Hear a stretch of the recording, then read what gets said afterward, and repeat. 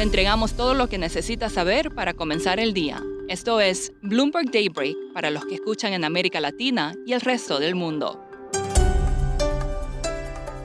Buenos días y bienvenidos a Bloomberg Daybreak América Latina. Es miércoles 28 de agosto de 2024. Soy Ivana Varghés y hoy hablaremos de cómo Nvidia arrastra la suerte de los mercados, de la misteriosa caída de la lira turca que tiene a los inversores preocupados y una entrevista con el analista político argentino Lucas Romero sobre las primeras grietas en el capital político del presidente Javier Milei.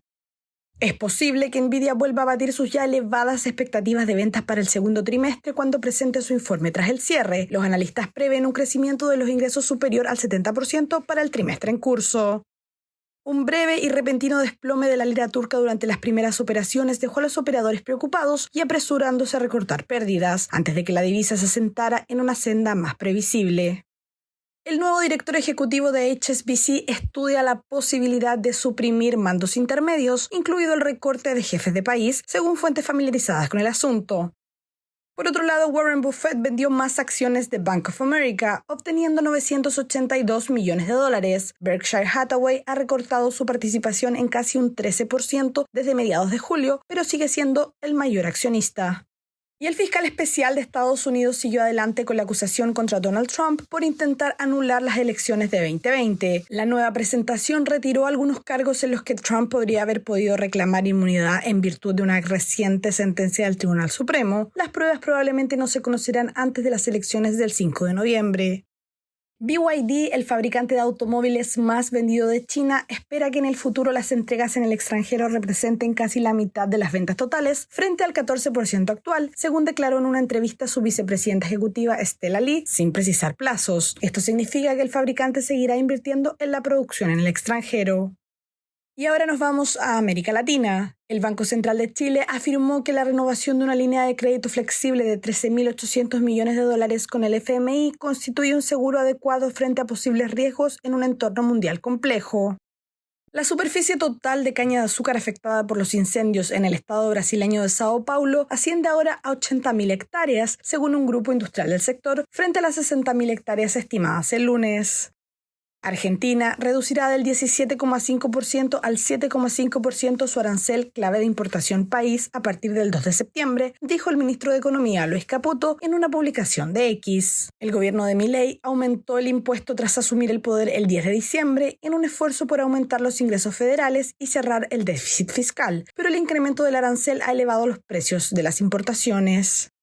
Y como decíamos al comienzo del programa, vamos a profundizar sobre Argentina. En lo que va del gobierno, el presidente Javier Milei ha impuesto un durísimo programa económico de recortes al gasto para controlar la inflación que ha frenado la economía y, no obstante, ha logrado mantener altos niveles de apoyo. Sin embargo, hay analistas que ya advierten señales de un resquebrajamiento en el capital político de Milei. Uno de ellos es Lucas Romero, director de la consultora Sinopsis, quien habló en exclusiva con Bloomberg en español. A continuación, algunos extractos de la entrevista.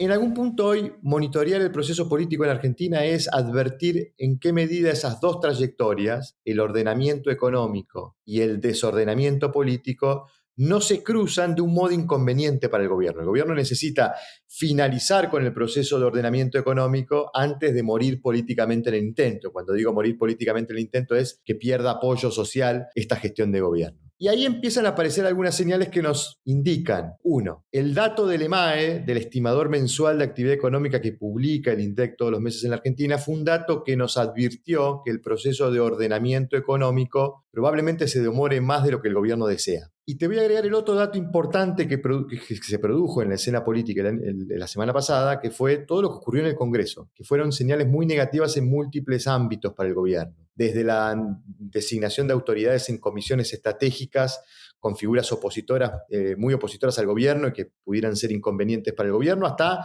sanciones de leyes que el gobierno dice que va a vetar, hasta decisiones dentro del Congreso de restringir algunas decisiones presupuestarias que había tomado el gobierno, sobre todo en materia de uso de recursos para los servicios de inteligencia. Es decir, una serie de novedades políticas negativas en el Congreso que nos advierten que el proceso de desorganización política o desordenamiento político está avanzando también. La oposición empieza a mostrar otra predisposición para ofrecer resistencia política a la acción de gobierno y esto puede ser inconveniente para pensar que el gobierno pueda seguir manteniendo márgenes decisionales mínimos para poder conducir el proceso económico. Y ahora Romero explica por qué esta situación es apremiante para la administración de Milei. El gobierno necesita que el orden económico sobrevenga antes que el desorden político.